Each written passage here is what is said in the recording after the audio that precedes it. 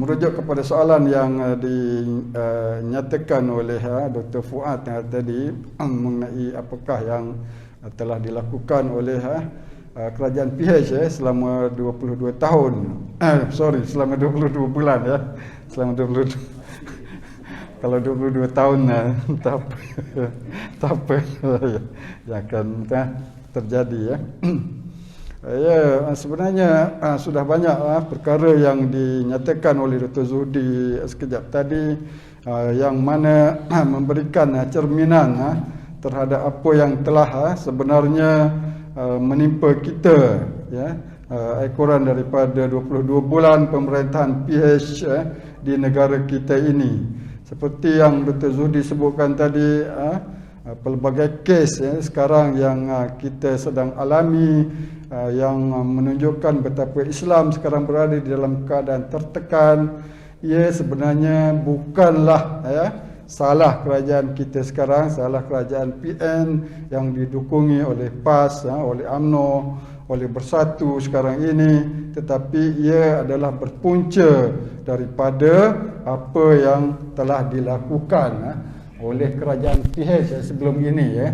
Jika kita baca dalam buku mantan Peguam Negara Tommy Thomas ya, buku yang kontroversi sehingga menimbulkan banyak laporan polis dibuat terhadapnya, dapat kita lihat ya betapa perancangan yang teliti telah dibuat oleh kerajaan sebelum ini, termasuklah di dalam bidang kehakiman ya, dalam bidang kehakiman, perlantikan ya, Ketua Hakim Negara ya. Sebelum ini kali pertama dalam sejarah negara kita seorang bukan Islam ya, daripada Sabah dilantik sebagai Ketua Hakim Negara ya, selain daripada Tommy Thomas sendiri selaku Peguam Negara. Kemudian disebutkan oleh Tommy Thomas bagaimana pelantikan pengganti Ketua Hakim Negara tersebut ya, iaitu Ketua Hakim Negara yang ada sekarang ya, dibuat. Ini dia sendiri yang cerita, kita tak tahu, kita berada di luar, kita tidak dapat mengesahkan, tetapi berdasarkan kepada cerita yang ditulis oleh beliau di dalam buku tersebut, maka dapatlah kita simpulkan bahawa pelantikan Ketua Hakim Negara dan hakim-hakim besar yang ada sekarang ini adalah tidak mengikut peraturan yang sepatutnya ya. Ini kerana pelantikan Ketua Hakim Negara serta hakim-hakim Mahkamah Persekutuan ya, sepatutnya melalui JAC ya, Judicial Appointment Commission, Suruhanjaya Pelantikan Kehakiman. Saya selaku mantan pegawai khas kepada Menteri Undang-Undang pada tahun 2008 ya, terlibat di dalam pembentukan JAC ini. Jadi saya tahu kalau nak lantik Ketua Hakim Negara dan hakim-hakim Mahkamah Persekutuan perlu melalui satu proses yang teliti. Cuma apa yang disebutkan oleh Tommy Thomas adalah bahawa pelantikan Ketua Hakim Negara dan hakim-hakim Mahkamah Persekutuan pada zaman kerajaan Pakatan Harapan, dia pergi jumpa Tun Dr. Mahathir, dia yang cadangkan kawan ini untuk menjadi Ketua Hakim Negara dan hakim-hakim Mahkamah Persekutuan berdasarkan kepada kriteria-kriteria yang dia rasa bersesuaian ya, dengan mungkin dengan kehendak ya kerajaan pada waktu tersebut ya. Dan dipersetujui oleh Tun Dr. Mahathir ya. Selepas itu tidak ada maksudnya prosedur yang sepatutnya yang dikehendaki oleh undang-undang yang diceritakan oleh Tommy Thomas dalam buku beliau. Jadi saya rasa tidak heranlah jika keputusan yang kita ada sekarang ini dalam kes liwat ya, kes liwat dan juga dalam kes kalimah Allah yang tidak memihak kepada kita ya, kerana benihnya telah ditanam ya, benihnya telah ditanam pada zaman PH dahulu ya. Apabila seseorang Ketua Hakim Negara, apabila hakim-hakim Mahkamah Persekutuan telah dilantik, jadi adalah sukar ya untuk kita selaku kerajaan yang baru untuk merungkai balik ya apa yang telah dibuat pada zaman PH ini, kerana prosedur untuk menggantikan Ketua Hakim Negara, Hakim-Hakim Mahkamah Persekutuan ini adalah satu prosedur yang ketat Kalau nak pecat pun terpaksa menubuhkan satu tribunal Jadi dapat kita lihat betapa sejak kebelakangan ini banyak kes-kes yang tidak memihak kepada kerajaan, yang tidak memihak kepada umat Islam khususnya. Termasuk dalam kes yang liwat itu kes liwat itu merupakan satu kes yang sangat besar yang kalau berdasarkan kepada satu kenyataan yang dibuat oleh laman web gereja, ia adalah cubaan cubaan untuk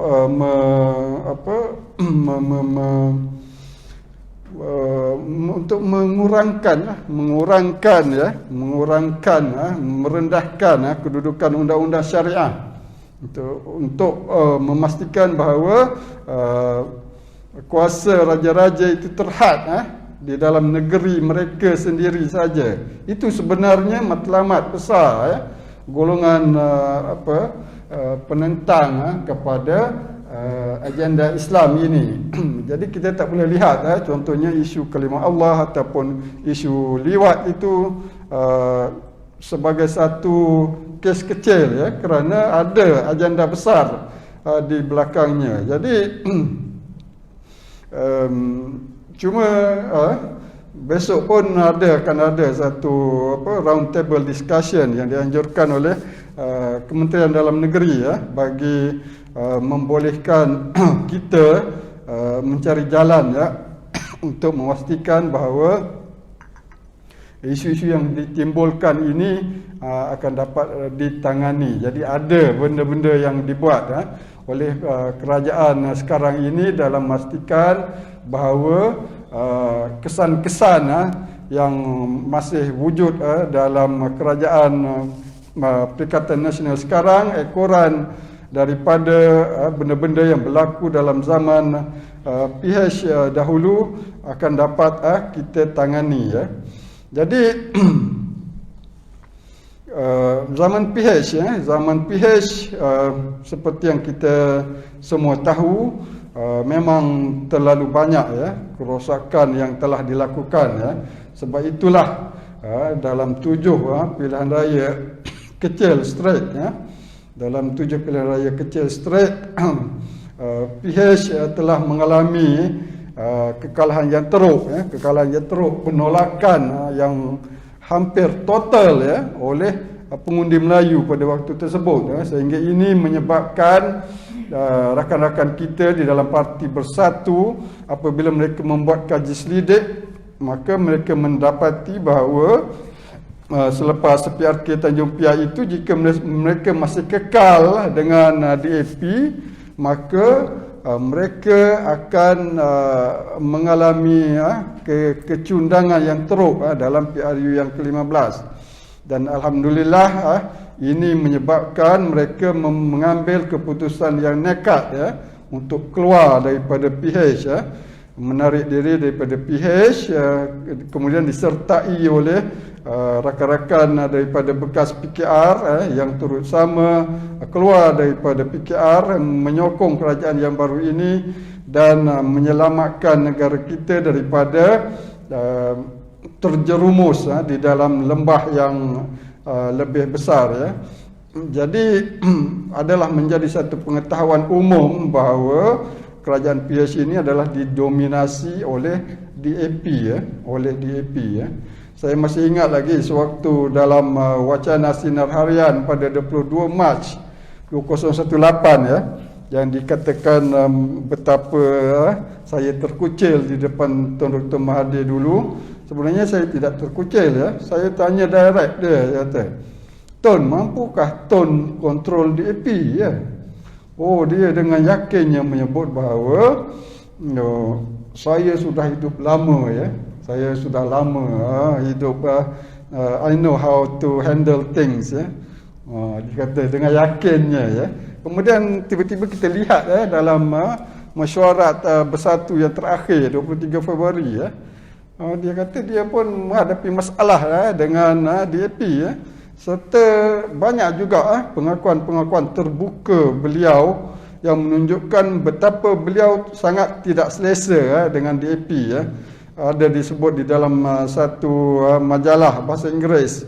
Beliau komplain mengenai betapa walaupun beliau adalah seorang Perdana Menteri, beliau sebenarnya tidak mempunyai kuasa untuk melakukan perkara-perkara yang melibatkan dana kerana semua benda itu dikontrol oleh Lim Guang Eng. Ini adalah satu pengakuan terbuka beliau Jadi itu saya rasa satu kesilapan yang paling besar kerajaan PH dan Tun Dr. Mahathir khususnya adalah meletakkan Setiausaha Agung DAP pada satu posisi yang teramat penting, iaitu Menteri Keuangan, yang menyebabkan banyak benda yang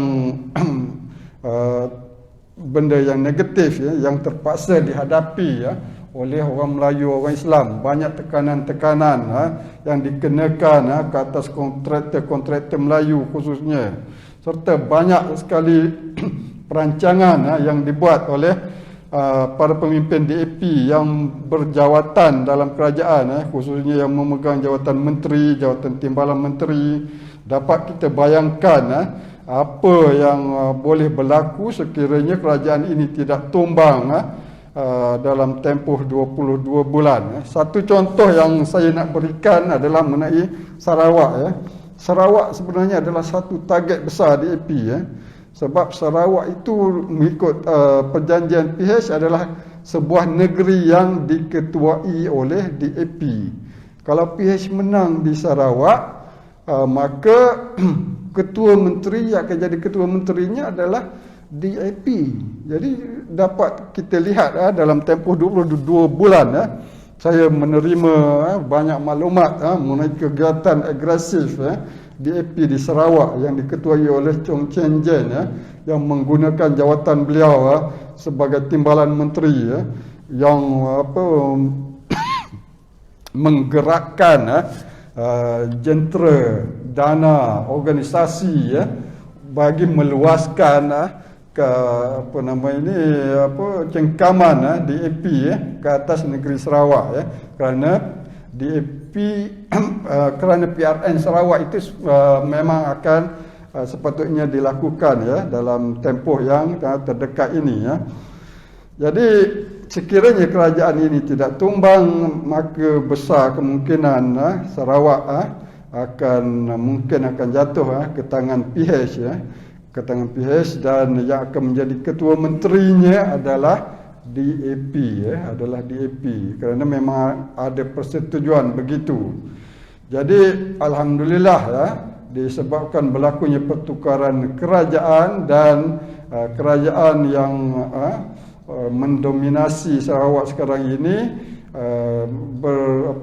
bersama dengan kerajaan PN dan DAP serta PH tidak lagi mempunyai cengkaman ke atas dana-dana kerajaan, jentera-jentera kerajaan. Dapat kita lihat sekarang ini betapa perancangan DAP itu agak tersekat. Jadi saya rasa cukuplah dulu untuk pusingan yang pertama. Sekian, terima kasih. Terima kasih Dr.